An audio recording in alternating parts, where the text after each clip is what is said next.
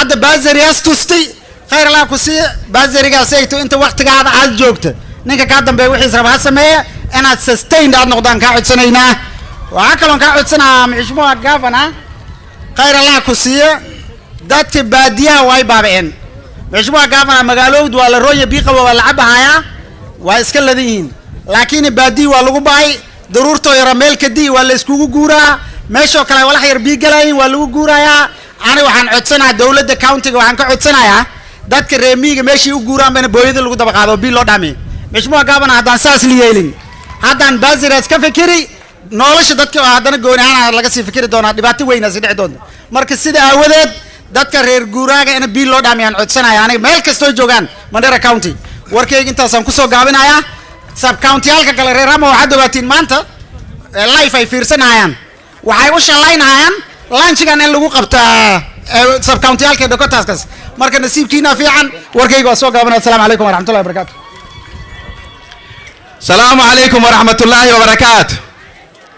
ورامو يويا وركي يويا أردا ريفو مشموع في سلار مجته وان يدان إندقو ونكان قبل دلنسو قبل كسيمتيو أردا نمي زايد فرنسو قبل كسيمتي إذا نمو فرنسونا ولي قبضو سو إلما فرنسين دين رامو وحان ربعينا ندين شيغو دولة كوربس درادان سو دوراني مانيفستو محمد آدان قليل His Excellency وماركتا وصو ساري أيان ماركتا مانت لو إمادي رامو آدن وأمهات سنتين سانة وصو بعدي قرعدن ويسو جدا وان سو قابيني أني لو دقاقان هالي majority leader ياون ديبا مارك إن شاء الله تعالى نودو الغادا مدوغو الرئيسان ربعينا كان لو حاوي the security of this town. Actually, I want to tell the DCC and the county commissioner in this young, small town, we have almost 4 barriers in this town. I want to appeal to the security team, all these barriers must be removed. Barrier ya shaanay taanaga magaalada nagu hayaan in laga bixiyaan rabnaa. Dadki wale wa vijana wa pikipiki, wa vijana wa taxi, magaalada way ku shaqaysan waayeen. Security, that must be done.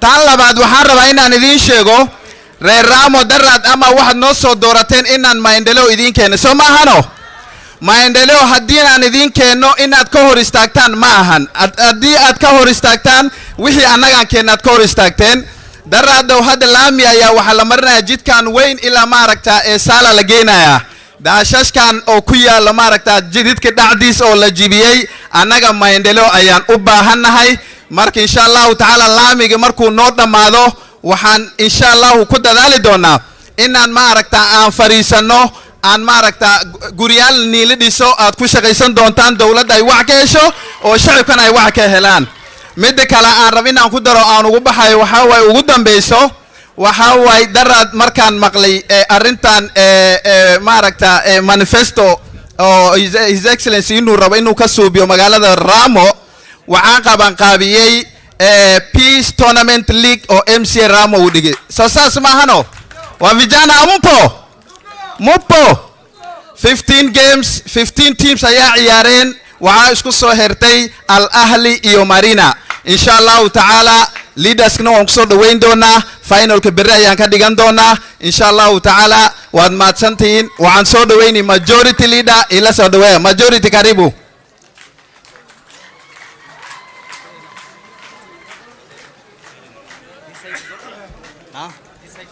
It's okay. Assalamu alaikum. Assalamu alaikum.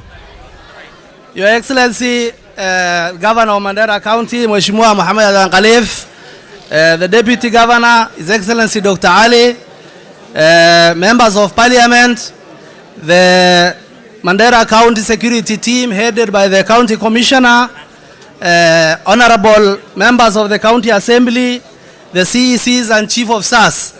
Assalamu alaikum. Your Excellency, leo kwanza ni siku yetu ya furaha sana kama wawakilishi wa watu wa Mandera katika Mandera County Assembly. Kwa sababu wakati wa kura nafikiri tulikuwa tumechukua ahadi ya kwamba tutahakikisha kwa uwezo wa Mwenyezi Mungu tukifika wakati wa kufungua shule watu wote wataenda kupata elimu ya bure katika shule ya sekondari katika Mandera County, na hiyo ahadi kupitia Mandera County Assembly nafikiria umetimiza. Kitu ya kwanza nafikiri ulileta is a supplementary budget kuhakikisha kwamba hayo mambo ambayo ulikuwa umechukua ahadi yametimizwa, na sisi kama Mandera County Assembly kuhakikisha kwamba maono yako na manifesto yako imetimia. Tumefanya hiyo, bursary imepita. Mheshimiwa Rais, Mheshimiwa Governor, watu wametaja bursary ambayo itatolewa na serikali yako ya shilingi milioni 350. Hii pesa tukibadilisha katika wanyama ambao tungewauza ili watoto wetu wabaki katika shule, inamaanisha kwamba kupata shilingi milioni 350 tungeuza mbuzi karibu 70,000. Inaan caruurtayni school aan geysano January gan waxay u dhigan tahay inaan gadno ama suuq geyno 70,000 oo neef oo ari ma xisaab yara 70,000 kaas oo neef dawladda His Excellency Governor way nagu caawisay maadaama maxal dhaha abaartay nagu dhacday. Ilaahayna waxaan u barinaynaa in abaartan laga qaado, kwamba mbuzi 70,000 imeweza kusalimishwa na hiyo usaidizi wa serikali. Na kama ungebadilisha kwa ngamia ingekuwa ni karibu 20,000 ngamia 20,000, na kama ni ng'ombe ingekuwa ni karibu 35,000. Na hayo Mheshimiwa Governor, nafikiri kama Mheshimiwa Isagdar amesema, serikali ya hapo mbeleni tunasema imefanya kazi mzuri ya kuhakikisha imeingiza pesa katika miundo msingi. We have invested in infrastructure, na saizi serikali ambayo imetangulia, kila serikali iko na urithi yake. Urithi kwa maana ya legacy, kwamba baada hiyo serikali kuondoka itakumbukwa na kitu gani. Na tunashukuru Mheshimiwa Governor amesema anataka kukumbukwa kwa kuhakikisha capacity ya watu wa Mandera kupitia elimu imetambulika, kwa sababu kuhakikisha kwamba watu wa Mandera wamepata elimu ya bure, nafikiri sio legacy ndogo, sio urithi ndogo ya kuachia wananchi wa Kenya. Kwa hivyo sisi kama Mandera County Assembly, Mheshimiwa Governor, tunataka kupatia uhakikisho ya kwamba kwa niaba ya wale ambao wametuchagua tutaunga serikali mkono, serikali ambayo ni ya county, na vile vile kama wawakilishi wa wananchi wa Mandera County tutafanya kazi kwa karibu zaidi kwa serikali ya national, ambao pia tunajua wanachangia katika hali ngumu sana ya kuhakikisha watu wetu wanapata chakula, watu wetu pia wanapata elimu. Na sisi kama wawakilishi wa watu, Mheshimiwa Governor, tunataka kuwapatia uhakikisho wetu kwamba tutafanya kazi na nyinyi. Na jambo lingine ningependa kuguzia Mheshimiwa Governor, na ninafurahi kwamba wabunge wetu wote wako hapa kwa siku ya leo, ni jambo la Junior Secondary School. Tunajua kwamba serikali inataka kuandika walimu kuhakikisha kwamba ile transition ya watoto kwenda Junior Secondary School iweze kufanyika. Na kwa kufanya hivyo kuna walimu ambao wanaandikwa, na walimu hao wanaandikwa sana sana pengine itakuwa ni watu ambao sio wa halisi ama wakazi wa Mandera. Kwa hivyo hao watu pia lazima serikali ifikirie kwamba hiyo shule ambayo serikali imetambua kwamba hiyo Junior Secondary School itakuwa domicile, tuhakikishe kwamba hizo shule at least imepata security ya kutosha ili watoto wetu waweze kwenda shule. Hata ikiwezekana, kwa sababu wabunge wako hapa hivi na hiyo itakuwa ni jukumu ya national government, hao walimu ambao wataandikwa kuhakikisha kwamba hiyo manifesto ya serikali ya Junior Secondary School itatimia, watu wetu wa local wapewe priority, na tuhakikishe kwamba hiyo agenda ya serikali imefaulu. Ninaambiwa kwamba wakati ni mfupi sana. Sisi tumekuja Mheshimiwa Governor kupatia mkono, sisi tuko likizo, lakini kwa hiyo wakati wetu tumesema kwamba kwa sababu hii jambo ni jambo muhimu sana, tuje tuchangamike na nyinyi ili tufurahie hii jambo la kihistoria, kwa sababu kuwapatia elimu ya bure watu ambao wamepitia hizi shida sio kazi kidogo sana. Na sisi tunashukuru Mwenyezi Mungu tumepata governor ambaye alikuwa na sisi miaka 5 iliyopita kama speaker wetu wa Mandera County Assembly, na anaelewa mambo mengi kama mwakilishi nambari ya kwanza shida ambayo watu wa Mandera tunapitia, na hivyo tunashukuru sana. Kwa hivyo tunasema asante, tutafanya wewe na kazi na Mungu akubariki. Assalamu alaikum. Wa alaikum salam wa rahmatullahi ta'ala wa barakatuh. Inshallah bila kupoteza wakati tachukua fursa hii kualika Mheshimiwa wa Mandera North Meja Bashir Hera Mwawe. Atajaribu kualika wenzake kabla hajaweza kusema moja miwili.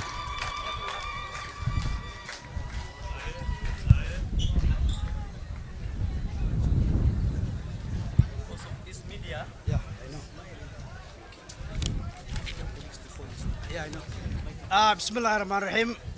Salamu alaikum na Ramo. Kwanza kabisa ningechukua fursa hii kuwakaribisha nyinyi wote katika hafla ambayo inafanyika Ramo. Ni concert headquarters ya Mandera North, so tunasema karibuni nyinyi wote. Governor, County Commissioner, MPs, MCS, nyote karibuni. Kabla sijaendelea, tuko na waheshimiwa wengine ambao wako na sisi hapa kutoka constituency zetu ya Mandera County. Nitawapatia fursa waje pia waongee na watu ya Mandera County, kwa maana hapa ni watu ya Mandera County wote ndio wanakaa. Na nimesema ni asante kwa Mwenyezi Mungu kutuleta hapa. Hasa mimi niko na furaha sana kwa maana ile manifesto ya kwanza nilikuwa nafurahia ilikuwa ni mambo ya bursary ya secondary schools, na leo ni dhihirisho ya kwamba imekuwa launch in Mandera North constituency katika headquarter ambayo ni Ramu. So mimi nasema asante sana, lakini yangu itakuwa ni nyuma. Nitapatia hii fursa nimwalike mheshimiwa wa kutoka Lafey Mohamed Abdikair, yeye ni jirani, aje pia aongee na watu ya Ramo na watu ya Mandera County dakika 2. Lakini mheshimiwa, karibu.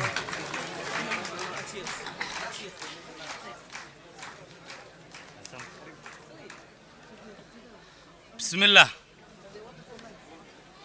His Excellency the Governor of Mandera County, His Excellency the Deputy Governor, the County Commissioner, the Area MP who is our host, Mheshimiwa Meja Bashir, and the honorable members who are with us today, my colleagues, the security team, our MCS, our county officials, na wananchi wa Ramo, assalamu alaikum.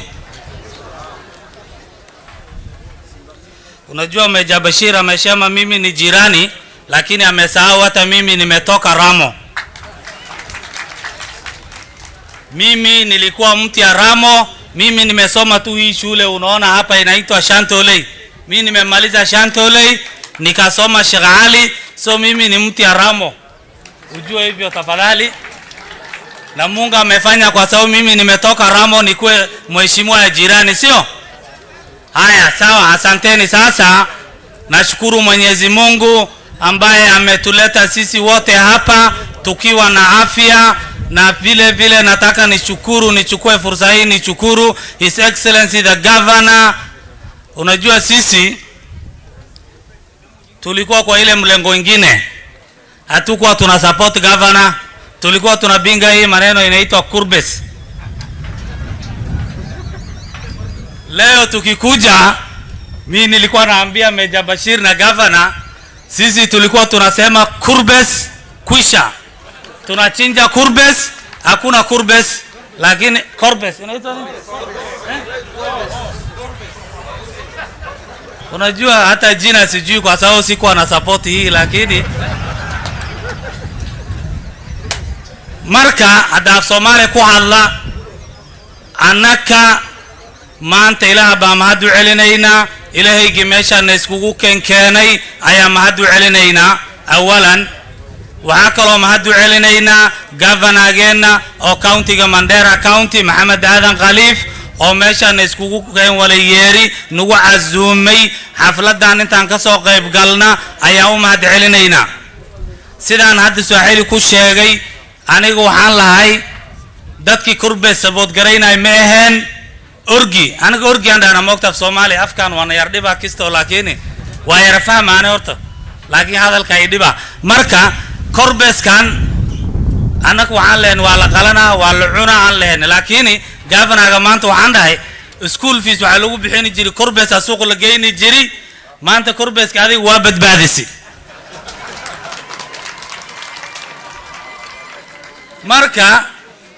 marka waa u mahad celinaynaa governorga arrin qof kasta aska fikiray ma ahayn laakiin asaga maadaama waqtigii campaignka as u ballan qaaday dadka reer Mandera ayaas u ballan qaaday waa arrin ayaas fulay annakana garab ayaan ugu hanay waxa kale oo mahad celinayaa MCS ki oo biilkan soo mariyeen lacagtaan oo supplementary budget soo mariyeen ayaa u mahad celinaynaa hota awalan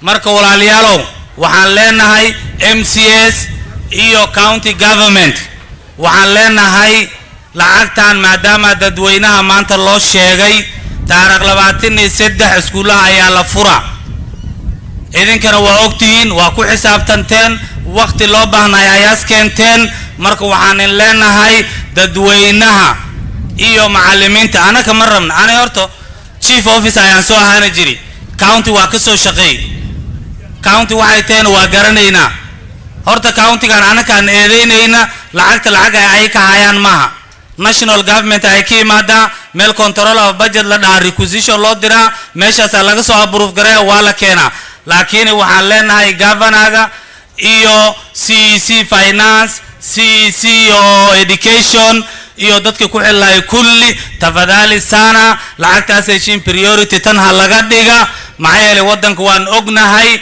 lacag laay ayaa ka jirta laakiin anakana ma rabna maxaa yeelay macallimiin laay ayaan haysan ka caawinayna iskuulku macallimiin wax baraysa ma lahayaan dhihayna headmaster marka telephone loo soo diraba inta ay dhaan county-gan joognaa lacagtaan daba ordi hayna intaasaan inta ay dhahaan ma rabna lacagta walaalayaalow idinkana u fududeeya iskuulka ilmaha si fiican waxa ugu barteena MCS meeshaan ay ku hadleen waxay dhaheen governor waxaas qabtay waa aragni MB-yaashaan lacagtooda ay kana noo sheegeen arrintan oo photo card lagu xiraan hala dhaafay dheen Soomaa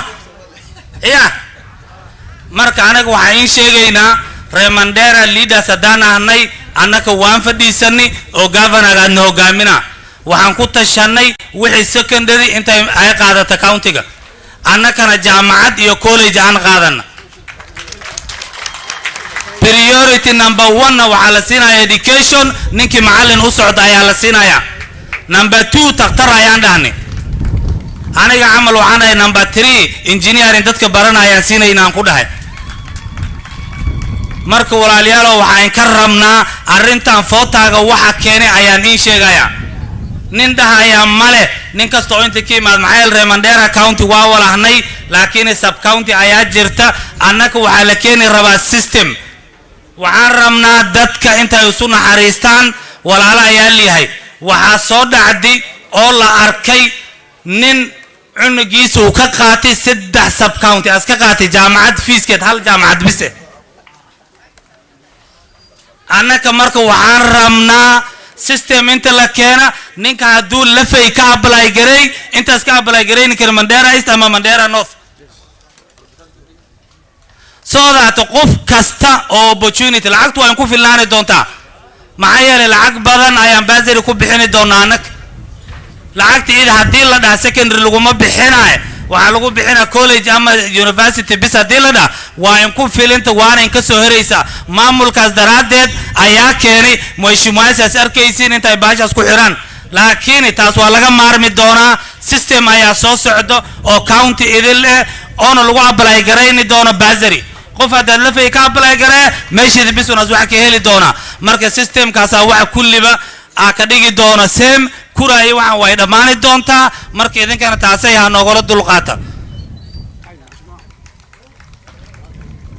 marka mheshimiwa governor waxaan ka codsanaynaa meeshan waxa laga dhawaajay horta sida ay dadku u sheegeen arrintan aniga sidaan ogaay governorgana wuu noo sheegi doonaa aniga waxaan ogaay tii Mandera East lagu launch garay oo free food relief eedo Mandera East lagu launch garay ogaay mid kale waa tanay mar governor waxaan ka codsanaynaa every sub county inta project weyn oo saan amal lagu launch garay so that at least dadka confidence oo county ga helaan mid soo socotana maadaama aska soo bilowday Mandera East Ramo aad joogtid jirani waa maqlaysin lafay so the next program ni lafay so mujua hiyo next tutakutana lafay huko marka walaaliyaal waxaan ka codsanaa governorgana ka codsanaynaa annakana aan garab ugu ahanay waxa la sheegay korbeeska maadaama aad badbaadisay oo suuq la geynay laga badbaadi waa maqashay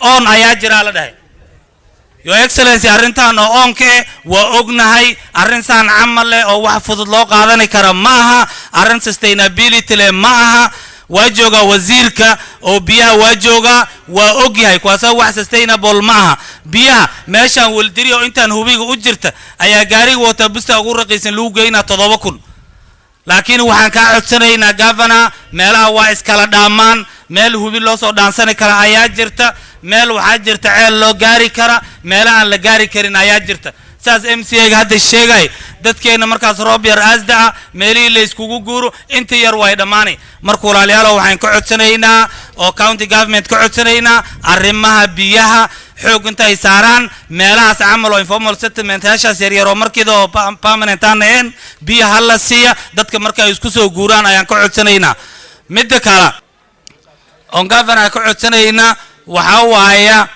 annaka waa wala tashanay county han waa isla shaqeynayna ayaan dhahnay campaign waa soo dhamaaday markaan had waxa la yar yaabay kisto meejan agtiisa fadhi dadkii odayaashii hadlay meeshan waxay ka cawteen waxay dhaheen county-ga dib baa jira meeshan baahi baa jirta wax baa laga qayli war waxaan dhahay lafay baa qaylinay soo laheed oona jira cunto ma jirta laheed anagu waan yar xamanayne meeshan ay waa meeshii oo laga asaasi county-ga marka daayinta qaylin lafay maxaa u malaysa marka taas waxay tusinaysaa dadka kulli inta isku wala mid yihiin baahida meel kasta ayay jirta marka waxaan codsanaynaa insha Allah governorgana wuu dadaali hayaa competent CECs waa joogaan chief officers MCS ku filan waa joogaan oo dhaqaalaha in fiirin doono waa joogaan annakana kor ayaan ka soo saaciideynaynaa marka waa isku xirannahay garab aan soo noqonaa soo duceyna iidankana waxaan ka codsanayaa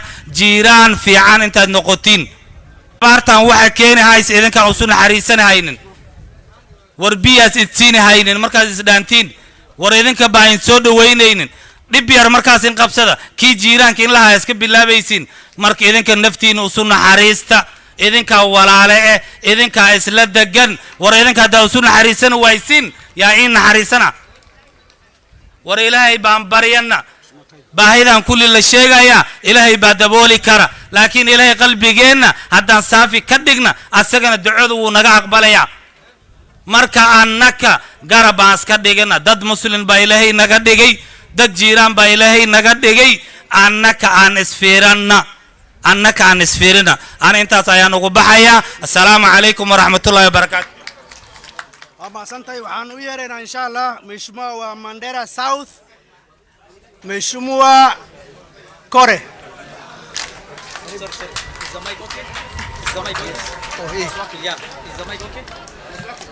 Assalamu alaikum. Mimi nafikiri nitazungumza Kiswahili nikichanganya na Kiingereza kwa faida ya ndugu zetu wa kutoka kwa media. Tuko na national media hapa, tuko na local media yetu hapa, na kwa sababu watu wengi kuanzia ma MCA na mheshimiwa ambaye amezungumza mbele yangu wameweza kuzungumza Kisomali kingi na Kigare kingi, mimi nitazungumza Kiswahili. Your Excellency Governor Muhammad Adan Khalif, Governor wetu wa Mandera County, Bwana County Commissioner na security team yako, ndugu zetu MCAs kutoka Mandera County, CECs, madirectors na wafanyikazi wa county walioko hapa, wajumbe wenzangu kutoka jumbe la taifa na wenyeji wa Ramo, vijana, akina mama, maulama, mashekh na vijana. Assalamu alaikum wa rahmatullahi wa barakatuh. Mimi yangu itakuwa mafupi sana kwa sababu nitazungumzia tu mada ya leo ambayo inahusu kubuniwa kwa mradi wa Bursary ya kaunti ya Mandera. Your Excellency Governor, wakati huu ni wakati mgumu sana kwa wakazi wa Mandera County na wakazi wa Northeastern kwa jumla, kwa sababu ya kiangazi ya muda mrefu ambaye imeweza kuguza maisha ya watu wetu kwa namna nyingi. Na hii initiative ambayo tunaanzisha leo hapa, ambayo ilikuwa moja ya ahadi ambazo ulizitoa katika manifesto yako wakati tulipokuwa tunafanya campaign, ni initiative ambaye inakuja kusaidia kwa pakubwa katika kupambana na adhari ya kiangazi ambayo imekumba kaunti yetu kwa muda mrefu, kwa sababu mifugo ndio chanzo cha uchumi ya watu wetu. Na wakati kiangazi imegonga mifugo yetu vile ambavyo imegonga, na watu wamepoteza mbuzi, wamepoteza ngamia, wamepoteza ng'ombe, hawana mifugo ya kuuza ili waweze kulipa karo ya watoto yao. Ndiposa usaidizi ambayo imekuja na hii mradi wa Bursary ya kaunti ya Mandera ni mradi wa kihistoria, sio tu kwa Mandera County bali kwa Kenya mzima.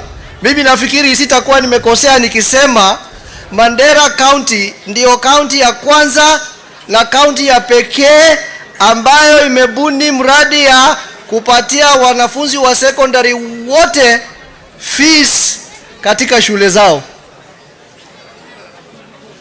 Na mimi nafikiria hata ukivuka mipaka ya Kenya ni mradi wa kwanza hata dunia mzima. Pengine tukifanya udadisi na uchunguzi tutapata kwamba Mandera County ndio kaunti ya kwanza katika dunia mzima serikali ya mashinani ya kuahidi kwamba watatoa bursary kwa wanafunzi wa sekondari kuanzia form 1 mpaka form 4. Hilo sio jambo la mzaha, ni jambo nzito, na tunasema asante sana Bwana Governor. Hasa mimi kama mjumbe wa Mandera South niko na wanafunzi 5,000 ambayo wanasomea shule za secondary katika constituency yangu. 5,000 students are studying in secondary schools in my constituency, the 12 secondary schools I have in my constituency. Na hiyo itasaidia mimi pakubwa, kwa maana sasa sitafikiria kutoa bursary kwa shule za sekondari. Sasa nitalenga kutoa pesa zile za bursary za CDF, nitalenga wanafunzi wa colleges na wanafunzi wa university. Na hiyo itatusaidia pakubwa, kwa sababu badala ya kuwapatia ile shilingi 10,000 kidogo, sasa tutaangalia namna tutawapatia pesa mzuri kidogo ili waweze kulipa fees zao katika colleges na katika secondary. Your Excellency Governor, mimi nimeenda a step further. Nimebuni mradi wa scholarship ya walimu wa shule za upili na shule za primary. Jana kama mmeona social media, nimeanzisha mradi ya kulipia scholarship, full tuition scholarship ya wanafunzi 150 ambao watajiunga na shule za colleges za walimu za diploma za primary na colleges za walimu za diploma za secondary. Na ninaomba Your Excellency unisaidie katika kuchangia mradi hii ya scholarship pia. Manake tuko na wanafunzi wengi wa ECDE, Early Childhood Education, ambao wamesoma certificate na wanahitaji kuboresha hiyo certificate yao ikuwe diploma. Na ningefurahi sana Your Excellency kama ungenisaidia niweze kuongeza wanafunzi kadhaa wa ECD, sio tu katika constituency yangu bali katika constituency zile zingine 6 ambaye tunawakilisha katika kaunti hii. Na kwa sababu ya muda nitajaribu kuharakisha. Jambo moja ningependa kuongezea kwa hii mradi wa bursary. Tunaambiwa hiyo bursary italipia wanafunzi wa boarding na day schools. Your Excellency, kuna wanafunzi wa kitengo muhimu ya private schools ambao ningeomba waweze kuhusishwa katika hii manufaa ya kufaidika kutoka kwa bursary, kwa maana shule wanazosomea zinaweza kuwa ni shule za private, lakini wale wanafunzi hapana private. Wale wanafunzi ni wa Kenya na wanafaa kufaidika kwa miradi ambaye na wanufaa kwa Wakenya wale wengine. Hiyo ni maombi tu Your Excellency. Najua umefanya tayari ya kutosha, lakini ningeomba tu kama tungeweza kuongeza pia wanafunzi wa shule za private waweze kunufaika na jambo hilo. Finally, I want to address the members of the press. I will be quick in this. I have launched yesterday a scholarship program for teacher education so that 150 potential candidates can benefit from by studying diploma in primary education and diploma in secondary education. That program, the application process, I have scheduled it to be between 15th this month, January, to 15th April, so that by May, the 150 candidates can join different colleges across the country. We have gone this way because of the challenges we are having with teachers in this part of the world. There was a time when 5,000 teachers were transferred in one day from this region because of the matters of insecurity. And that gap has never been filled. So the question of universal education for all is a challenge in this county because of that gap in teacher education. So the objective of my launching this scholarship program is to popularize teaching profession amongst our people in the region so that we remove the barriers affecting the entry of teachers to colleges. Imagine TSC has set standards for teacher primary. Whoever wants to join the teacher primary college must have a C plane overall, C plane in English, C plane in Kiswahili, C plane in mathematics, C plane in one sciences, and C plane in one humanities. Just imagine, even those people doing degree in medicine are only allowed to do one language. Those who are doing lawyers are doing only one language. I'm wondering why a diploma teacher is forced to do 2 languages. For example, why must you do C in mathematics when you are not going to teach mathematics? So these are some of the things we are going to address. And the other objective of this scholarship initiative is to help our underserved communities find a pool of teaching force somewhere along the way. And the scholarship is also to address areas we are experiencing teacher supply challenges. For example, languages, mathematics, and sciences, so that the scholarship encourages those people who want to do those subjects. With those few remarks, I am very grateful to be here in Ramo. Thank you, my host, Major Bashir, and thank you, Your Excellency, once again for the wonderful initiative. Thank you, MCA Kanjibu the Scorpion. Nashukuru nyinyi wote. Assalamu alaikum. Asante Mheshimiwa, wacha nichukue fursa hii kumwalika Mheshimiwa wa Mandera East, Honorable Hussein Waitan. Tafadhali tuwe very brief, please.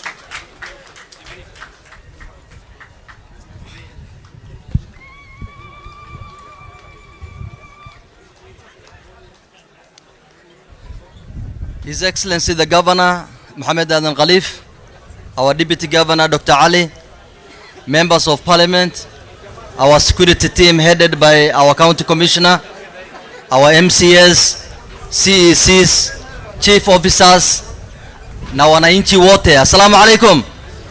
Assalamu alaikum. I'm really glad to attend this important function because it is such an important function. And it came at the right time. During our campaign, each one of us had pledges and manifestos. This county government headed by His Excellency the County Governor had a manifesto. And one of the manifestos was free secondary school. Today, the 16th January 2023, Mohammed Adan Khalif, His Excellency the Governor, has made it a reality. I can assure you, no project can equal this one. No project at all. We all have pledges. I personally have several, but none can be equated to this one. Schools are opening, inshallah, 23rd this month. The biggest headache our parents had was how they can return their pupils to students. Now that headache is gone. That headache is gone thanks to the government, our county government, and His Excellency the Governor. Alhamdulillah,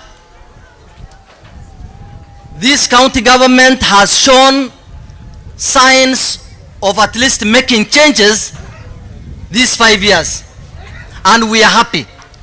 We are also there as members of parliament to follow suit and also do, what we can to make sure that these affected parents can return their students to schools. We will take care of the university students and the college students, inshallah. We are going to make sure that none of them, especially the poor and the needy, will be left out. We will all pay them, inshallah. Now that the bigger burden is taken, we will make sure we take care of it. Haddii wax yal af Soomaali nikoroge kidogo, annaga county government-igi shaqadii ugu horreeyay oo ay ballan qaaday way qabatay. Arrin maanta ka weyn oo la qaban lahay in ilmaha fees laga bixiyo oo annaga aan garanayna ma laha. Waxaan u mahad celinaynaa governageena iyo dawladdiis. Sababteeda abaar xun ayaa dhacday. 4 sano oo isku xigta ayay dadka abaar ku dhacday. Ilmaha iskuulka hadda la furi haaya. Haddii arrintan ay jirin, naxariista Ilaahay ay imaadin, si ilmaha iskuulka loogu celin lahay ma laha. Laakiin hadda arrintii ideed Ilaahay goyno waaxida ayaa dhameey, governageena ayaa dhameey, annagana garab aan u nahnay. Annaga embiyalki haddaan nahnay, ilmihii jaamacadaha iyo ilmihii kolleejaha iyo ilmaha kale oo maartay fara badan oo Kenya kala ka akhrisanaya ayaa annagana aan qabanaynaa inshallah. Haddii wax yar aan u jawaaba MCA-yaalkii dadka hortayn hadleen, arrinta voters card-ka waxaan ugu qasabtay ilmihii way badan yihiin. Ilmihii waxaa laga yaabaa qaarkood 4 kursi inay Bursary ka helaan. Haddaan ka horan ani indhaydaan ku arkay cunug 3 jeeg wata oo 3 kursi oo Mandera ka kala qaatay. Kuwii kalena hal kursi ata way ka waayeen. Marka sida ilmihii masaakiinta ay meesha ay ku qarsoomin oo ay wax ku helaan waa inaan voters card ku xirno waay. Laakiin mar walba waxaa jira special cases waa jirayeen. Ani maalin dhaweyd qof baa Machakos jaamacad iga soo wacay. In fact, Mandera waxaad ka imaaday Mandera South ilaa Kitia Korre. Cunugu waa igu cabaaday examka laga soo fiiji jaabkayda inaan ka bixiyay noqotay lacagteedeed. Marka waxyaalo special cases embiyalka way arkayaan. Haddii cunug Mandera isaad ku imaada oo masaakiinne anigana aan lacag ka bixin waa inaan lacagta ka bixisaa embiyalka kala u sheega. Anigana inshallah wadu Ilaahay nafta nagu sima ilmaha oo Bursary-ga waayeen oo kuraasta kala ka imaaday special cases ayaan u samaynaynaa laakiin arrinta voters card arrintaas ayaa nagu qasabtay inaad ogaataan ayaa la rabaa midda kale oo jirta waxaa waaye oo dadkeena inaan u sheegna aan raba annaga waxaan rabnaa in nabadgelyo lagu degnaado waxaan rabnaa dadka dhiigooda inay daadinin annaga mar walba dhiigaan daadinaa muslimiinna waa naane abaartaan aad u joodaan ilaahay wuxuu noogu shudeeyey ilaahay waxaad nooga mashaqeeyey runtii waxaa waaye dhiigga muslimka aan daadinayna walaalayaal muslimka dhiiggiisa aan daadinayna aan joojina arrintaa masku afgarane reer Ramo maanta nasiibaad leedihiin meesha projectadan lagu launch gareynaa waa Ramo aniga waxaan jeclaan lahaa Moi Stadium inay noqoto laakiin hadda ilaahay wuxuu u nasiibay Ramo soma soo saas maaha waa faraxsantiin soma marka insha Allah waraxdu way kulushay duurna waa la gaari dad badanna way naga dambeeyaan waa mahadsantiin khayr Allah insi Allah in barake dawladana Allah no barake wasalaamu calaykum warahmatullahi wabarakatuh asante waxaan soo dhaweynaa mheshimiwa wa Mandera West Mheshimiwa Adan Haji tafadhali tufanye very brief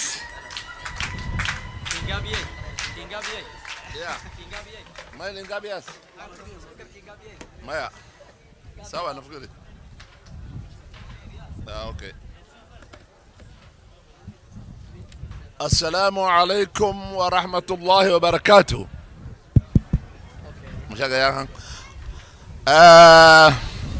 His Excellency the Governor, His Excellency the Deputy Governor, my fellow members of Parliament, MCS, DCC, ulama, ladies, youth and gentlemen.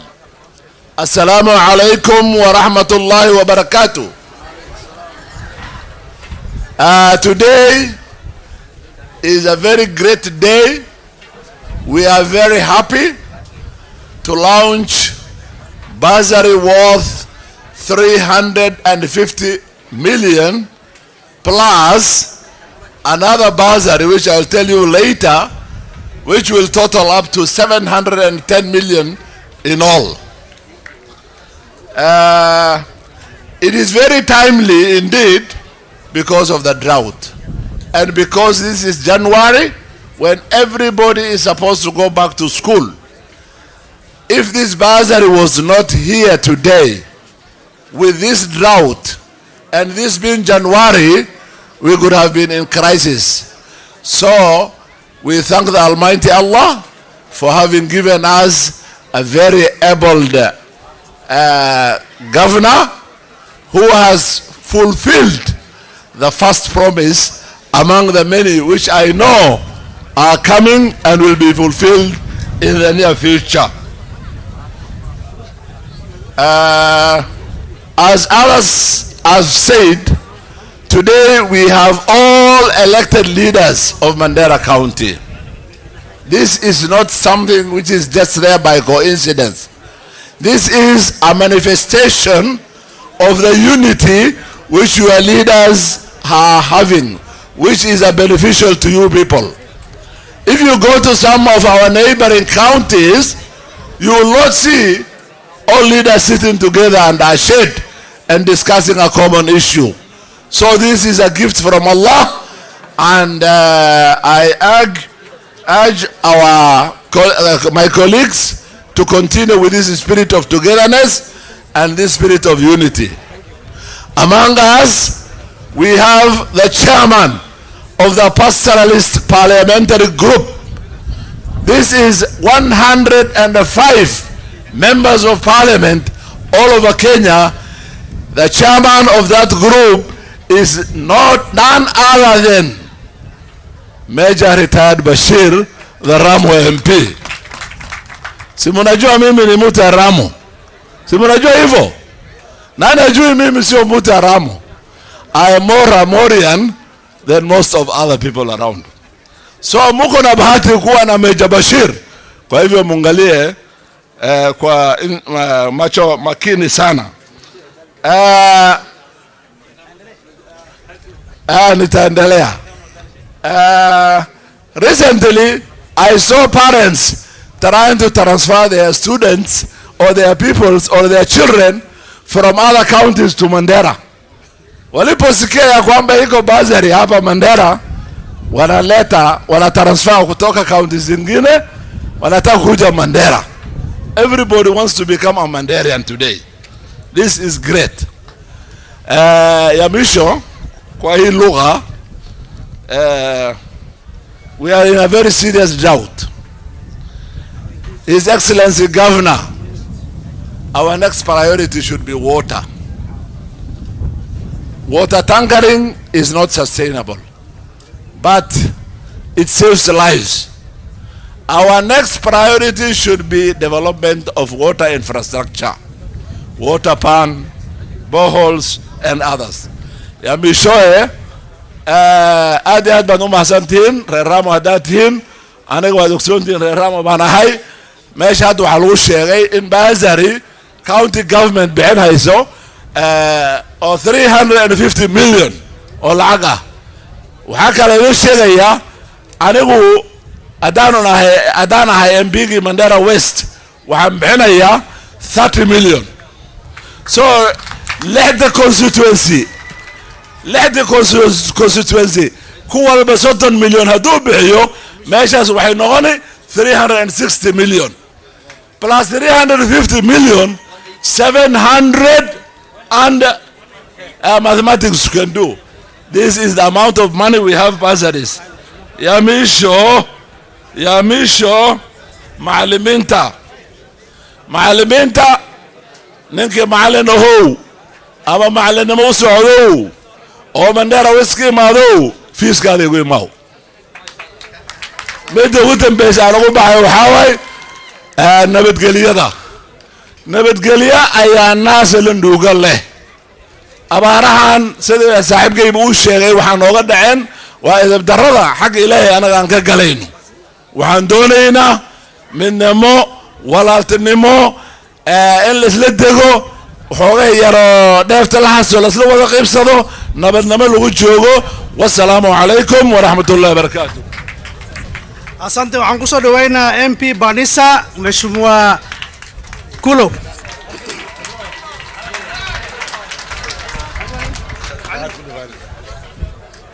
بسم الله الرحمن الرحيم. الحمد لله رب العالمين والصلاة والسلام على رسول الله صلى الله عليه وسلم. His Excellency, the Governor of Mandera County, and all protocol observed. I want to begin with thanking God for giving us this opportunity today to be here with the Governor, the county, the members of Parliament, his deputy, and the rest for the launch of free education for secondary schools in Mandera County. This is a very good move towards achieving Sustainable Development Goal 2030, which is one of the goals that has been set by United Nations to ensure that education reaches all. In the Sustainable Development Goal, Article 4, it says, for education, we must ensure that we have inclusive, quality education for all, so that we can have prolonged education where everybody will get education. As County of Mandera, I can see we are ahead. We have ensured that that objective is achieved within Mandera County. And I want to say kudos to the Governor of Mandera County for fulfilling his promise to achieve the Sustainable Development Goal Agenda 4, to ensure that we have free fees for secondary education.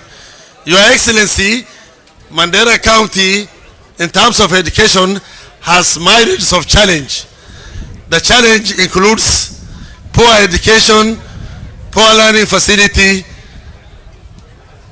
which is attributed to both negligence of teachers and parents. For teachers, with this bursary, the onus, the responsibility is on the teachers to ensure that you deliver quality education. Exam cheating is very rampant in this county. This is the county where children only wait to ensure that they get examination material for cheating. And even a student with B+, he cannot go for education because those courses are very difficult. Ensure that the kind of education you give teachers are quality education. And for parents, ensure that you take your children to school and ensure that they get, you ensure that you supervise them well so that they can get proper learning. Lastly, there is no education without peace. We have been talking of peace in this country. We want to ask the people of Mandera County to ensure that you establish peace so that we can have this bursary can only affect your children when there is peace.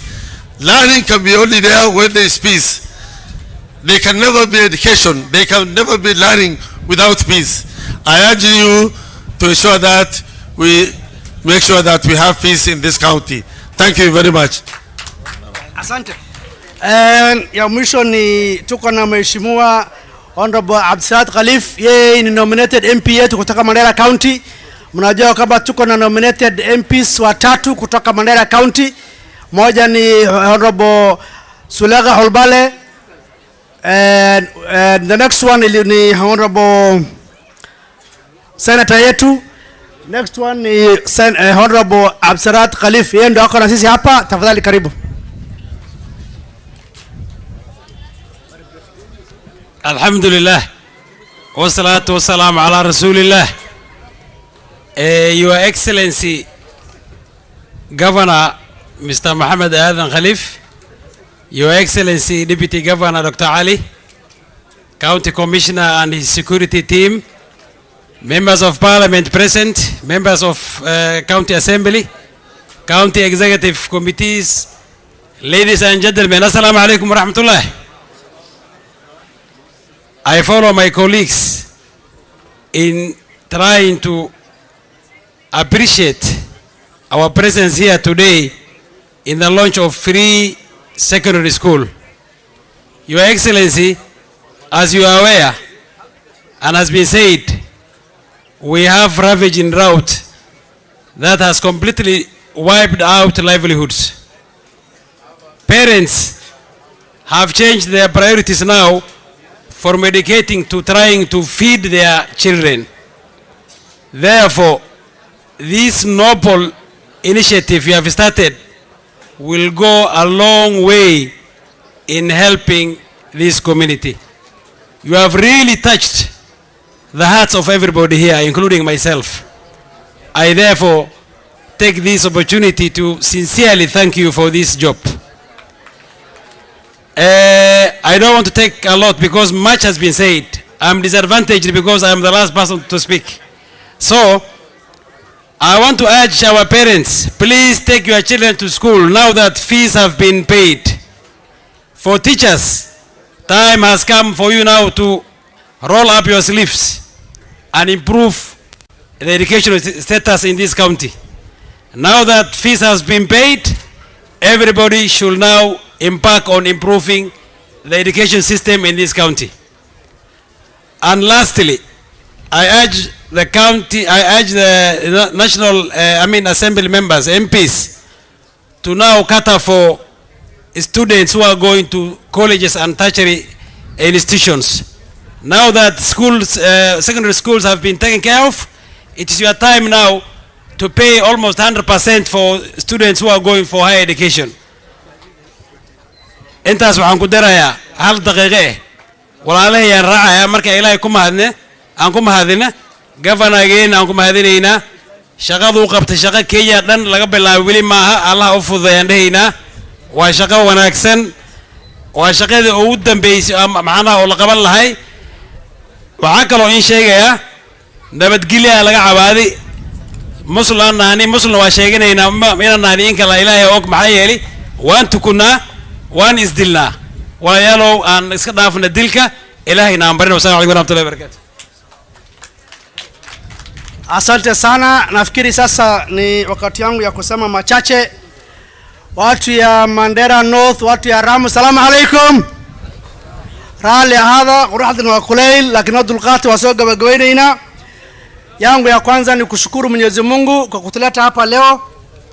Ya pili ni kushukuru governor wetu na deputy yake na serikali yake kwa kuamua ya kwamba leo itafanyika mambo ya launch ya bursaries ya secondary schools inafanyika katika Ramo na Mandera North. So mimi nasema ni asante sana. Lakini mjue ya kwamba hiyo ilikuwa ni manifesto yetu kama party ama coalition. One of the main manifestos yetu ilikuwa ni kwamba governor akichaguliwa ataleta free secondary education. Na hii leo ni dalili ya kwamba hiyo manifesto ya kwanza ni tick. Tuko na manifesto nyingi ambayo inafuatana, and I'm sure atakuja ku launch kwa all other sub counties. So yangu ni kusema asante sana kwa yale ambao umetenda kwa kuleta free secondary education in terms of kulipia bursaries. Sisi kama wabunge tuko na national government CDF. Sisi pia tumechukua jukumu na ahadi ya kwamba sisi tutachukua jukumu ya kulipia wanafunzi wale wanaenda secondary colleges na universities. Now our problem and our headache will only be college and universities. Ukiona CDF application, tafadhali don't apply for secondary schools, apply only for college and universities kwa maana secondary is being taken care of by the county government. Na priority tunawapatia wale ambao wanaenda kwa walimu, especially teachers training colleges and more so also madaktari, especially doctors. Mnajua kwamba katika Mandera North constituency nilikuwa na scholarship ya wanafunzi. Saa hizi wako 8 of them ambao wanaendelea na secondary schools. Inshallah hiyo program sasa itakuwa ni program ambaye itafanywa na county government kwa maana the last 5 years mimi nimefanya jukumu yangu na nimefanya sponsorship for 80 students ambaye sasa wako form 4. Na inshallah hiyo pia itaendelea kwa system ya serikali. Ya pili ni mambo ya usalama. Kwanza nataka kuomboleza wale ambao leo wamepoteza inshallah, na najua imefanyika hapo pande ya between Sarman na Ola. Kulikuwa na uhalifu imefanyika pale, gari ambayo imekuwa attacked, watu ambao hawana hatia wakapata majeraha na mmoja akawawa. Yangu ni kuomboleza hiyo jamii ambaye mpendwa wao alipoteza, na nataka kila laheri wale ambao wako na majeraha. Lakini jukumu letu ni kupigana na uhalifu. Nani atapigana na uhalifu? Serikali itapigana nao na jamii itapigana nao. Sio kazi ya serikali peke yake, lakini tunataka tufanye juhudi juu ya kwamba sisi kama jamii wale ambao wanakaa Mandera County, tafadhali hiyo watu sio mandugu yako, sio relative yako, hamko dini moja, ni waadui na ni wahalifu. Mimi kama mbunge wa Mandera North na waisi watu yangu ya Mandera North, tupigane na hawa wahalifu kamwe. Hata serikali najua county commissioner yuko hapa. Very soon tutatumia silaha yote ambayo tuko nayo, whether legal or illegal, we will use it. Na ile mpango tulikuwa naye zamani itarudi, lakini hiyo silaha ambayo ni haramu kwa naye, tafadhali pigana na hiyo haramu pia. Hapana ngoja serikali. That is my concern. Na hiyo inshallah tutafanya juhudi ya kwamba serikali iko tayari, iko mpango ambao itafanywa na tutapigana na hawa. Na mimi na hakika ya kwamba watu ya Mandera North, watu ya Mandera County watakaa na amani. Inshallah tutafanya jukumu. Mambo ya ile conflict kidogo ya jamii, hapa ni kwangu, hapa ni hapa, inshallah hiyo tutaongea kuanzia leo jioni na kesho. Lakini hafla ya leo ni mambo ya ku launch bursary ya secondary education. Na mimi yangu ni kusema asante sana, na wakaribisha nyinyi wote watu ya kutoka other sub counties, other constituencies, karibuni Mandera North, na nasema asanteni sana. Sasa nataka kualika county commissioner yetu pia aje asalimie watu ya Mandera North na Ramu. Pia tumekubaliana na county commissioner ile hafla nyingine ambayo itakuwa di June celebration ya national government itakuja kufanyika hapa Ramu. So governor na county commissioner June tutakutana hapa pia inshallah. Karibu.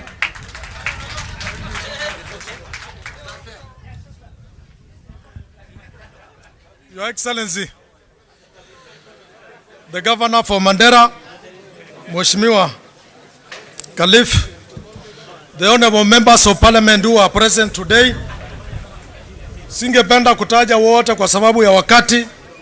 Waheshimiwa wa mashinani wote wale ambao wako hapa, pamoja na officials wa county government, the chief executive committee members, the county security and intelligence committee members present here, pamoja na wale wa sub county zote mbili, na wananchi watukufu, amjambo. Salamu alaikum. Mimi nashukuru sana kwa siku ya leo, na kabla sijasema neno moja, ningependa muone wale ambao nafanya kazi nao, msiseme watu wa security hawapendi masomo. Kwa hivyo hebu simameni county security team mahali muko. Niko na mkubwa ya sipu hapa anaitwa Harden. Niko na mkubwa ya CCIO anaitwa Pius ako hapo.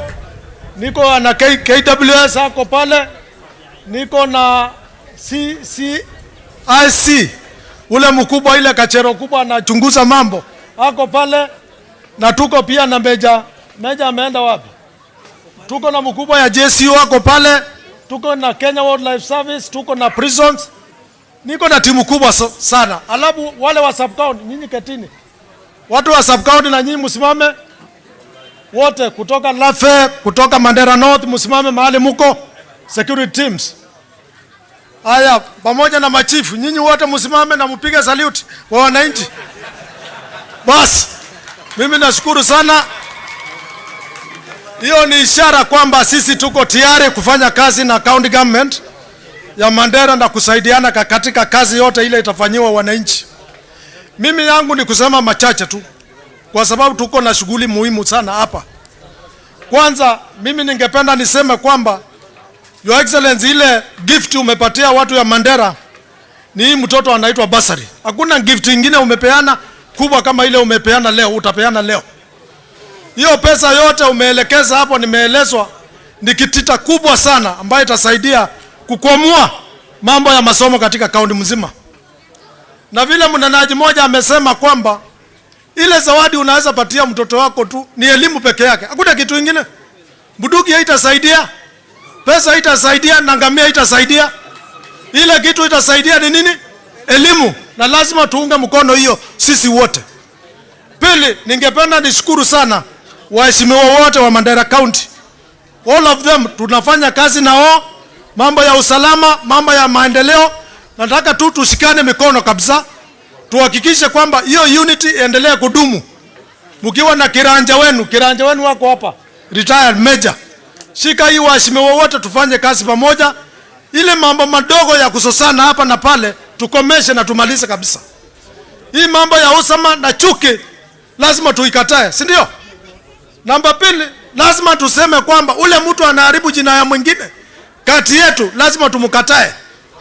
Hata kwa Biblia kitu inaitwa slander inakataliwa na Biblia. Na mimi najua hata kwa Qur'ani inakataliwa. So kama wewe unajua unaharibu jina ya mwingine, lazima tukatae, utaenda mbinguni. Iwe ni dini gani, utaenda mbinguni. Lazima sisi wote tufanye kazi pamoja. Pili, ningependa kusema mambo ya usalama. Kaunti yetu imekuwa na changamoto kidogo, sio kubwa sana vile wengine wanataka kuharibu. Majagili mmoja mbili wakora wanatusumbua. Miezi 6 tunakuwa bila tashishi hata kidogo. Lakini siku moja shetani anaamuka tu. Kama leo tukiwa na jukumu, tukiwa na kazi nzuri kama hii, anaamuka mtu anachukua risasi anapiga gari ya abiria ambayo iko na kina mama na watoto. Huyo ni mwenda wazimu ama ni mtu wa aina gani hiyo? Mimi ningependa niseme hivi. Huyo mtu anatupa risasi mahali anatupia risasi. Iko chifu iko area hiyo, iko assistant chief iko hapo, iko village elder hapo hapo, iko mtu ya nyumba 10 yako hapo. Sisi tukimaliza tutaenda kwa hiyo mahali tuone nani anarudisha risasi. Sio sisi tunarusha, sio serikali. Ule mtu anarusha risasi ni ule mtu anakaa hapo. Na lazima sisi tuamuke na tukatae magaidi na ujangili. Mimi naunga mkono mheshimiwa wa hapa Mandera North. Sisi mpaka tutoe hiyo njagili kati yetu. Tusidanganyane, lazima tutoe. Na wakati sasa umefika tutoe adui kati yetu. Mimi sitaki niseme mengi, tunajua ile dawa tulifanya siku ile. Wewe kama unajua unafuga mkora, toa kwa nyumba yako. Toa, sio mambo mengine. Hao watu sio ya Somalia. They are with us here and they are the ones who are disturbing us. Sisi tunataka maendeleo na tunataka maendeleo. Hakuna mambo ingine, na tukubaliane maendeleo itafanyika bila hao majangili na watatuzuia. This is the time to change Mandera forever. Na tusidanganyane. Ya mwisho, serikali kuu ya His Excellency the President, tunaandikisha wakulima. Saa hii wale wakulima wameandikishwa wa fertilizer ni only 26,578. Lazima tujikakamua, tumeongezwa siku ingine 5. Tuongeze tupate hii fertilizer subsidy, ni ya kuondoa ukora na tutoe chakula, si ndio? Hii mto yote inaenda kuishia huko Makamari mpaka Kiliwairi mpaka Mandera town. Si tunaweza toa chakula mingi ya kututosha. Sisi tungangane, tufanye maendeleo, tuachane na mambo ya ukora. Asanteni sana. Mimi nashukuru, tuko pamoja na nyinyi.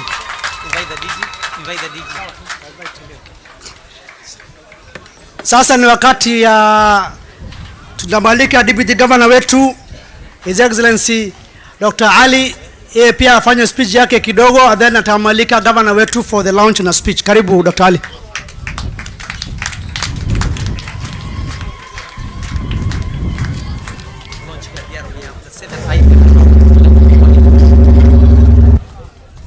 Bismillahirrahmanirrahim.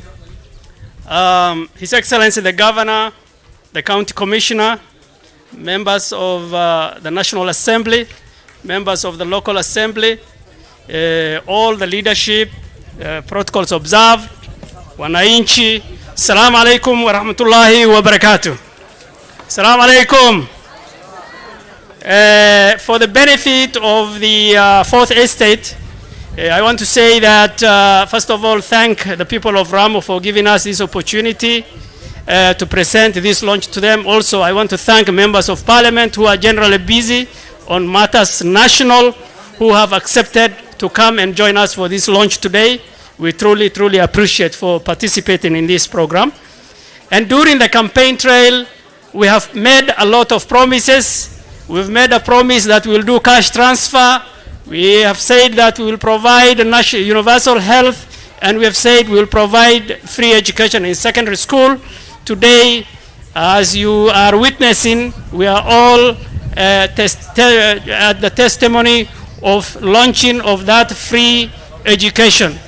And therefore, we want to promise you that all the other promises that we have made throughout our campaign trail shall also follow the same route, God willing. But I want to challenge the teachers and the principals of the high schools and the secondary schools that we are providing these school fees to, because it's not just about clearing school fees or free education. It's about what you will use for that money or what you will use on that money.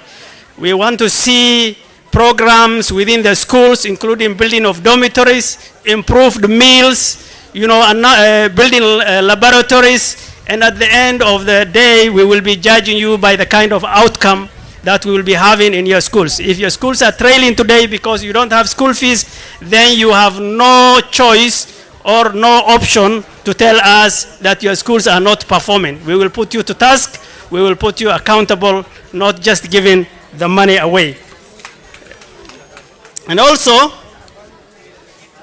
sometimes people say that because we have been through the campaigns and we were part of different political parties, therefore this government will be favoring a certain political party. My brother Muhammad Abdikhair and many others have mentioned a few comments along that. We want to assure you that that is behind us. In our government, the government of His Excellency Muhammad Adan Khalif, deputized by myself, we are blind to political parties. We are working for the people of Mandera. In our programs, there is no Jubilee, there is no UDM, there is no ODM, or there is no UPIA. It's all the county people of Mandera. So the other thing is the issue of drought. Drought has been really biting very heavily, and many people have talked about it. As a government, we have really made a very, very serious effort in terms of trying to support and relieve the difficulties that drought is really putting us through our people. We have provided water, we have provided relief food, but we also know that certainly that is not enough. We will continue to do more, inshallah. But by Allah's grace, we also pray for rain, and we pray for rain. My final point is really I want to emphasize on the issue of peace, coexistence within our communities, and also peace across our borders and the challenges that we're having with. The county commissioner has spoken about that extensively, but please let us continue to uphold the principles of peace within the county of Mandera. Af Somali haddaan hal daqiiqo ku sheega walaalayaal waa mahadsantihiin waagi campaignka balamo badan ayaan qaadnay balamahan qaadnay waxaa ka mid ahayd in ciyaalka aan school fees ka bixinna in free cash transfer laydin siiyo in universal health masana caafimaadka laydin siiyo maalinkii aan balamahaas qaadaynina governaga wax badan waxaa isku celceli inaad xasuusataan aad dhici karta arrintan hadal siyaasadeed maaha waa hadal dhab waana idin keenaynaa maantana dhabtii ayaan joognaa ballantii aan qaadnay aan oofinahaynaa adinkana waana support garayseen waa mahadsantihiin waxaa kaloo idin sheegaynaa dad aaminsanaa jirta in maxamed aadan khaliif iyo dr cali aad soo doorinin oo xogoo jubilee iyo meelahaas gali annaga wax jubilee la dhaha udm la dhaha odm la dhaha ma qabna dowladayna qof kasta waa reer Mandera xaq ayaad u leedahay inaa school fees laga bixiyo in lidin support gareeya macallimiintana waxaan u sheegaynaa iyo macallimiin iyo headmasterska haddii aan lacagta iskuulka aan bixinay annaga shaqadayna kuma istaagaysa lacag bixin kali waxaan ogaan rabnaa wixii lacagtaas lagu isticmaalaa dormitory ma la dhisi laboratory ma la dhisi iskuulka cuntadooda ilmaha ma la ziyaadi oo si fiican ma loo hagaaji waxyaalo badan aan iskugu imaan doonaa insha Allah waqtiga ayaan ugu gaaban si fiican ayaan wahadli lahayn waxaan rabaa inaad soo dhaweysaan governageena maxamed aadan khaliif oo insha Allah khudbo noo soo jeedinaya governor karibu salaam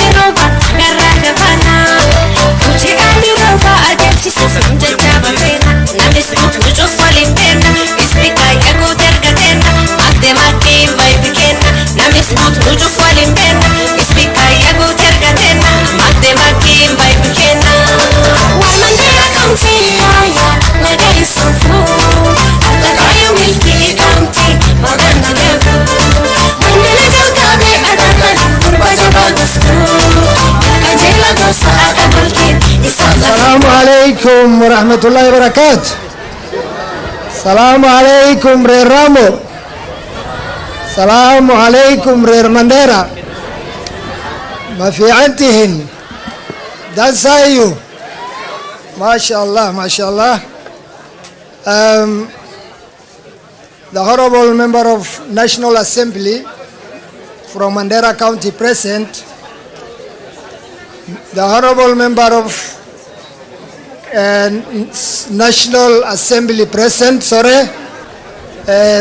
the Honorable Members of County Assembly present, members of County Security Committee led by our able CC, the County Executive Members and the Chief Officers present, distinguished members of the County Bursary Board, religious leaders, civil society, teachers and beneficiary students, ladies and gentlemen, Assalamu alaikum wa rahmatullahi wa barakatuh. Good afternoon. Thank you all for joining us today to witness an event of immense importance for our youth, parents, and the education sector. The late President Mandela said, I quote, "Education is the most powerful weapon one can use to change the world." End of quote. As you remember, the investment in the education sector and the devolution of services to the lowest levels are among my key campaign pledges during the past election. Our gathering here speaks to the two agendas. Launching Elimu kwa Wote initiative in Mandera North Sub-County is therefore a deliberate and a pointer to the direction my administration will be taking. Moving decision making and resources from the center to the periphery. To achieve this objective, we shall launch future county initiatives and programs in other sub-counties. Today's event marked the official launch of the 2022-2023 Mandera County Bursary Fund of Kenya shillings 350 million Kenya shillings. The bursary fund will be primarily cover the secondary school fees for all the students in the 59 government secondary schools in Mandera County. This initiative will benefit over 22,000 students in our county and provide relief to thousands of families struggling due to poverty and impact of prolonged droughts. Ladies and gentlemen, Elimu kwa Wote initiative will also allocate resources to the Wards Fund to support students from Mandera County studying in other counties. The beneficiaries will include students in the government secondary schools, public colleges and universities. This support will complement the national government CDF bursary schemes. In addition, we are currently exploring an effective and efficient joint online application process to reduce duplication of bursary awards. I request the support of all the elected leaders, bursary committee members, national government CDF committees, and managers to ensure the success of this initiative. I thank our head teachers for their support thus far and request their continuous support for this initiative to the very way possible. Undoubtedly, you are on the front line and fully aware of the challenges your students and their parents are faced in paying school fees. This initiative will significantly reduce the burden on parents and provide necessary resources for our schools to provide quality education. Moreover, my government will continue to support girls' affirmative action programs started in 2019 by the previous administration. Ladies and gentlemen, Elimu kwa Wote initiative will ensure that our girls who are in Uskad University in Turkey complete their studies and successfully return home to contribute to the development of their home county and country. In addition to national government CDF and the county bursaries, the foundations and corporate entities such as Jomo Kenyatta Foundation, Safaricom Foundation, Kenya Commercial Bank Group, and the Equity Bank also supported bright students from our county. This organization currently supports nearly over 1,000 students, and we are very grateful. I request this organization to expand their scholarship opportunities for our students to free up resources for the drought-related interventions and long-term resilient building work. As you are aware, the 5 rainy season failure has decimated our livestock, the main livelihood of our people. We have lost over 11 billion worth 11 Kenya shillings 11 billion worth of animals due to the drought, pushing our impoverished communities into a destitution. The education sector is one of the most affected sectors by the drought. Parents who will have otherwise sell their livestock to pay their children's school fees have lost their livestock, leaving many of them with huge debt they incur in buying animals' feeds. Ladies and gentlemen, without this initiative, our assessment shows that the education sector will collapse. As a result, thousands of children already disadvantaged by inadequate teachers and the school closure during the COVID-19 pandemic will have fallen further behind their peers in the rest of the country. It is therefore the right and sensible intervention for my government to impact on to forestall the disastrous outcome. As important as it may be, this intervention alone cannot turn around the impact of decades of underinvestment in the education sector. Providing bursaries for all the students is one thing, but ensuring the students receive a quality education is quite another. Therefore, all the stakeholders must play their roles. The schools need an effective management boards, parent-teachers association, and all student association. The support of these important stakeholders is crucial for the smooth running of the education institution. Therefore, I call upon all of us to participate in the management of our institution. I also request that our elected leaders and the national government CDF managers prioritize strategic investment in the physical structure of our schools. Ladies and gentlemen, in addition, I urge the school management to utilize funds properly and ensure that no student is sent home for fees. I expect that the resources provided will result in improved learning and living environment, thereby improving the standard student performance. The support of national government for primary school feeding programs and capitation for secondary school is a noble intervention. However, because of the severity of the current drought, I request the national government to scale up these interventions and ensure timely disbursement of funds and foods to the schools.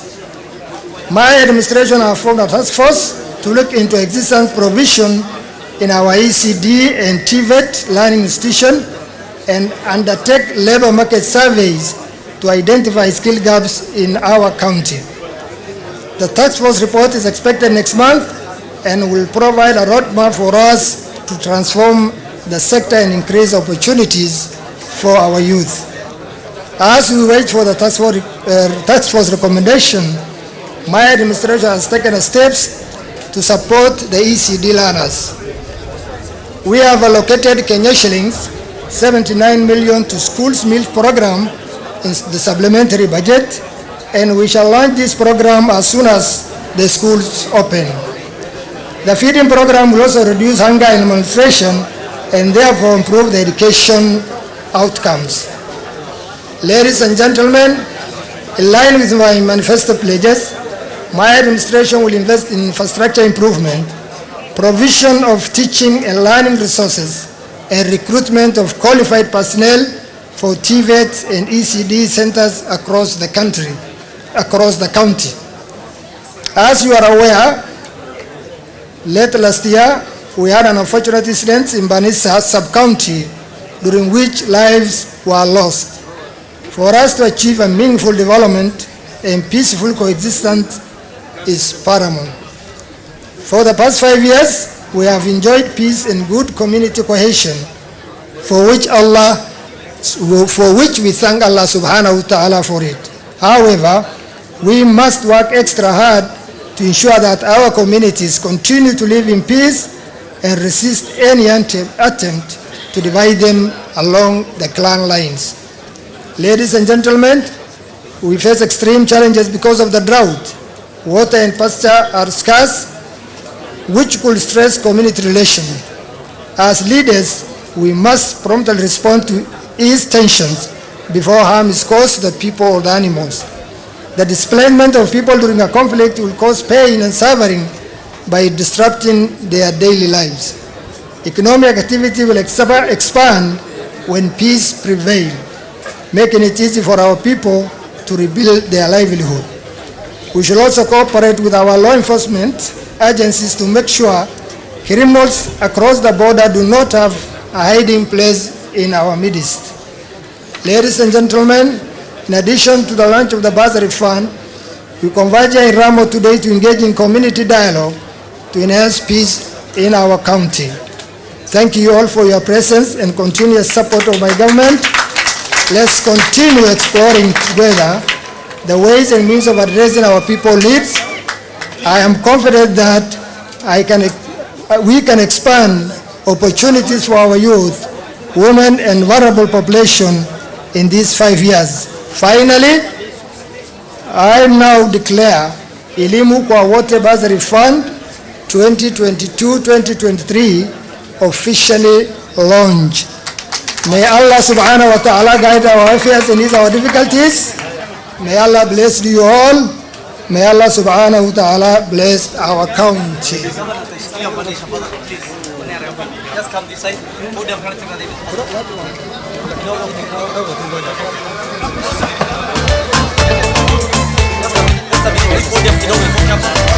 Naomba tafadhali dukodo.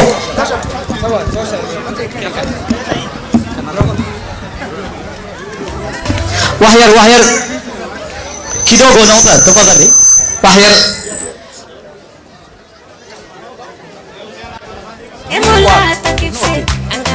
Wakati marka uzinduzi rasmi ndio huo wakizundua.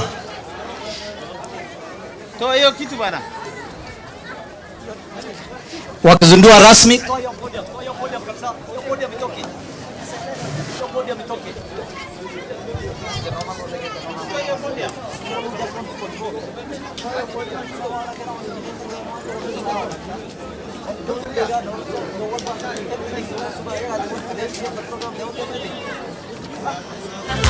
Kidogo wananchi, inshallah uzinduzi huu ndio sasa inafanywa rasmi na His Excellency ndio anayefanya uzinduzi wa milioni 300 ambayo ni inaelekezwa kwa wanafunzi katika shule zetu za upili ambao ni katika jimbo letu la Mandera.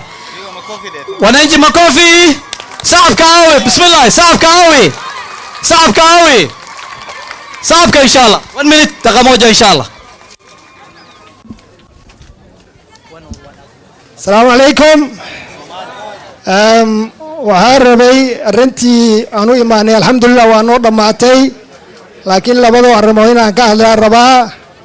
tii u horeysa ilaahay abaa mahad leh oo fursaddan na siiyey oo saaki dad qaar Nairobi ay ka soo tageen qaarna meelahana laga imaaday oo intii nagu kaa keenay ilaahay baa mahad u celinaynaa. tan labaad reer Raamo waad mahadsantihiin, khayr Allah idin siiyo.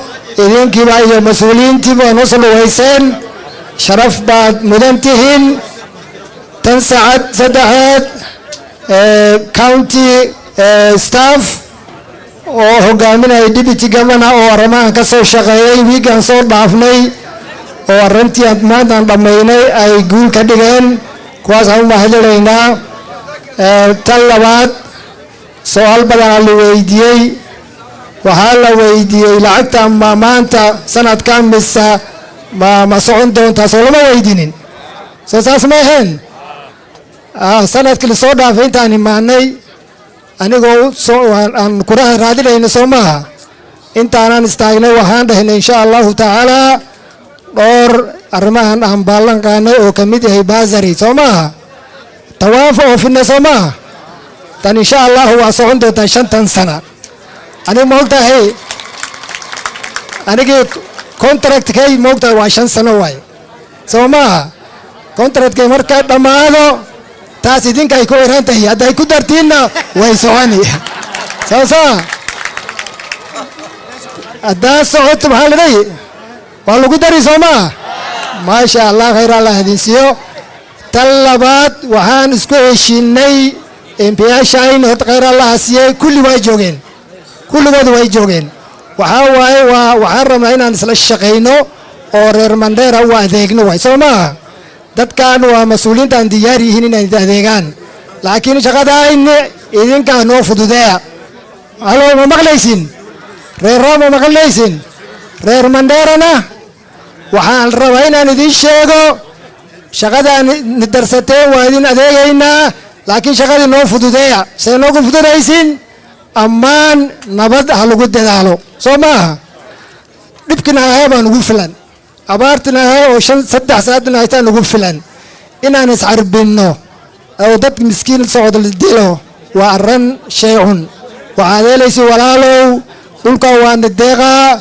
reer Mandera haddii la isku daro boqolkiiba 10 countiga lamaga dego, waxaad helaysiin nabada ha lagu dadaalo soo maaha. waanan isan karanno MP-ladan cuwalin jir ina gartalimidi consistency cuwalin jir waan go'aan kida qabnaa nuusan shaqayn agnu walin shaqayn ya, lakini isan wujideen nusablisa akamin nusablisdan nagay tidadala nagay mayalan nagai nabad halagu dadaalo. Sawa sawa.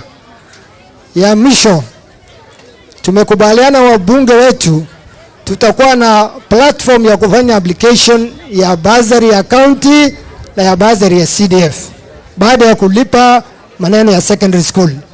Tulifanya kwa sababu tunataka avoid kitu inaitwa duplication. Tukifanya na nidhamu na tujue kwanza watu wetu wangapi wanaenda msomo ya education, wengine wanaenda engineering, wengine na course zingine, hii pesa itatutosha. Na wabunge wako tayari tushirikiana pamoja. Kazi yetu asisa tuna tofauti na bunge na MCA ama na governor. Tunawahudumia family moja, county moja. Na tutakuwa na bursary ya ward na tutakuwa pia bursary ya constituencies. Hizo pia tutatarget wale wa bright student ambao walienda national schools na wale wako kwa colleges na wako kwa universities. Target yetu inshallah taala tunataka kuhakikisha hakuna mwanafunzi mmoja kutoka kaunti Mandera kukosa kusoma kwa sababu ya karo, whether it is university ama primary ama secondary. Kwa hayo sisi tumeungana kama wa viongozi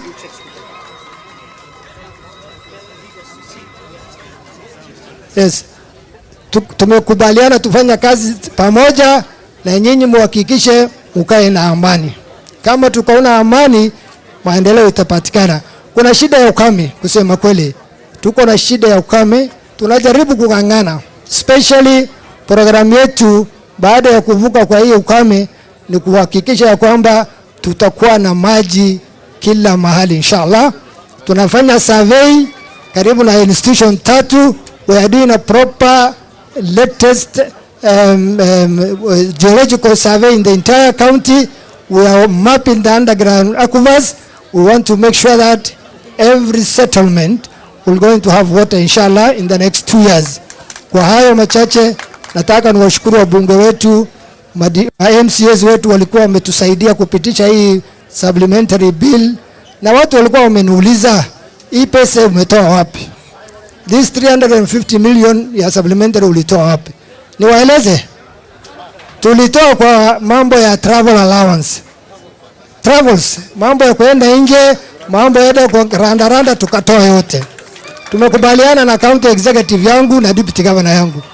Na tulisema kwa sababu ya ukame iko haja ya kwenda Naivasha kutumia pesa. Hakuna haja. So tukatoa all the travel allowances, whether it is foreign or local.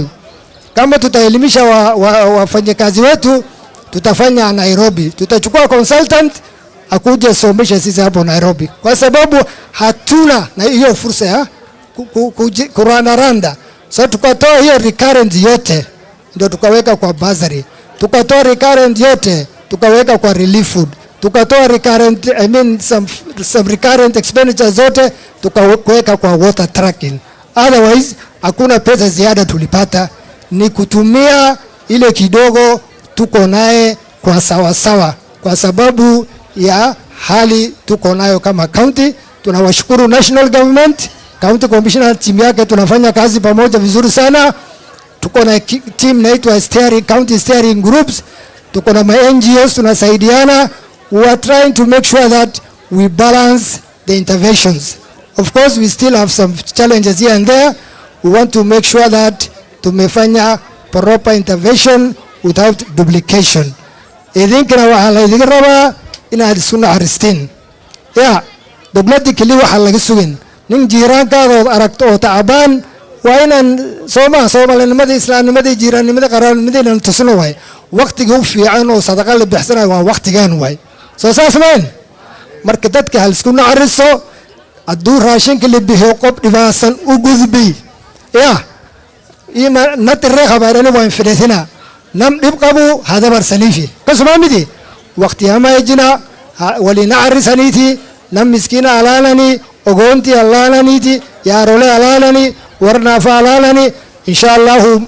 Maneno ya maji wabunge waliomba, tumefanya survey, tukaenda Mandera, tutakaa chini ya kwamba mahali iko shida yote tutafanya water tracking, na vile mulisema it is not sustainable, but it's necessary to save lives. But our objective is to look at the bigger picture of a proper water project in the next few years. Kwa hayo machache, na washukuru nyinyi wote, tuwe na amani, amani, amani. Sawa sawa, asanteni. Tutapeana checks na maneno ya disbursement. Mheshimiwa, hakuna shule ama headmaster atakuja kutafuta pesa na Mandera. Pesa itaenda kwa account by 20th of this month. Tayari tumejipanga. We are not just doing a PR.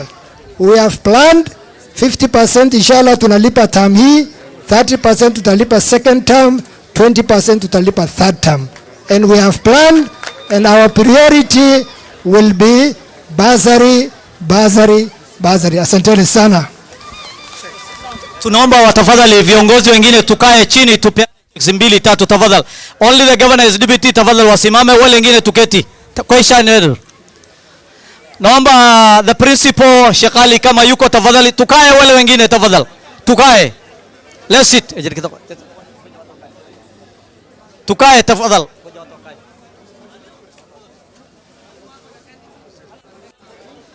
Tafadhali. Naomba kidogo tuketi tafadhali, wale wakapo nyuma. Tafadhali. Ndio hiyo. Bismillah. Aya, this, hello, nasikika? Hii check ni ya Sheikh Ali High School, 2,265,600,000 na list ya wanafunzi wa form 2 mpaka form 4 wako wamekuwa attached. This is 20% of the 50%. Sawa sawa? Kwa sababu tarehe 23 wewe chukua mtoto yako, patie uniform, aende shule siku ya kwanza na mwalimu atafanya admission. Sawa sawa? Check wake soma au idat kireramo shekali cheko dao wanudimea. Haya,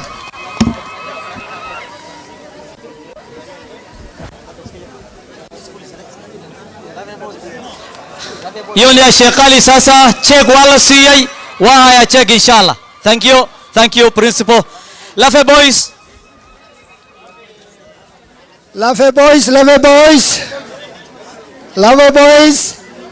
the first disbursement of 20%, 1,130,400 shillings.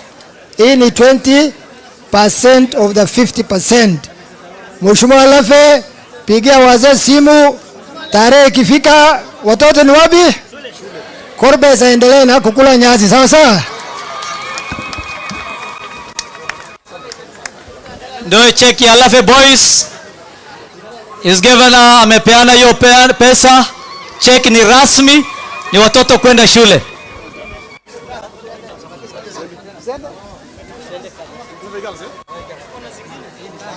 Hii ni Moi Girls. Moi Girls are one of our national school in Mandera County.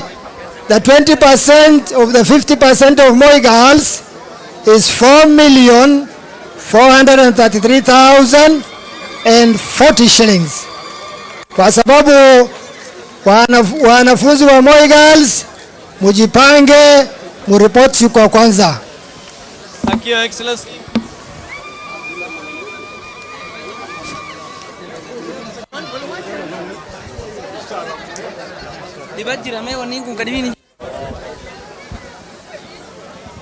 Aya, national school yetu ingine ni Mandera Secondary School. Mandera Secondary School, 20% of the 50% is 6,976,680 shillings. Mandera Secondary School, cheki yao ni hiyo.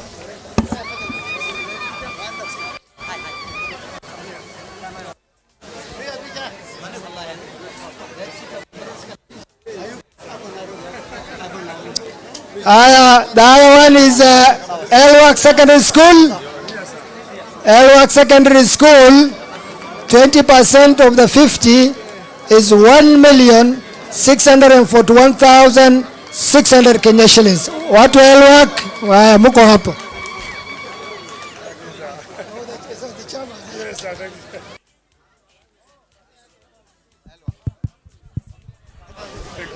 The next one is Ramo Dimtu Boys. Ramo Dimtu Boys Secondary School. Ramo Dimtu Boys, 1,044,000 Kenya shillings. That is the 20% of the 50% of the first term. ووجد إن شاء الله رامو ديمتو فيسك واكا سوال بحي تشيك وال بحي أردد واون سكول كالجينا زوما. بارك الله فيك يا Excellency. Yote iko check, yote iko, lakini tutamaliza tu ya mission ya wapi ya Mandera West. I just want for one for each constituency. Hii ni Kalaliwa Boys Secondary School, Kalaliwa Boys. Kalaliwa Boys pesa yao pia ni hiyo 20% of the 50% of first term. Asanteni sana. Thank you very much. Okay. Ile ingine yote iko, mwalimu watachukua, na ile 30% inshallah by February tutaenda kushule, wakati ya form 1 itakuwa admitted, tutaangalia wale wa form 1 and then tunawaachilia. Hiyo ni kumaanisha hata wale wa form 1 mama Gleason, hata kui form 1 bara tu Gleason Horia School again. Sawa sawa. Asanteni sana, asanteni sana. Thank you. Thank you. Let's pray tafadhali kidogo. Tuwape viongozi wakati ya kuondoka inshallah. Wahyar nafsi ya banai. Nafsi ya banai inshallah tunaondoka magari.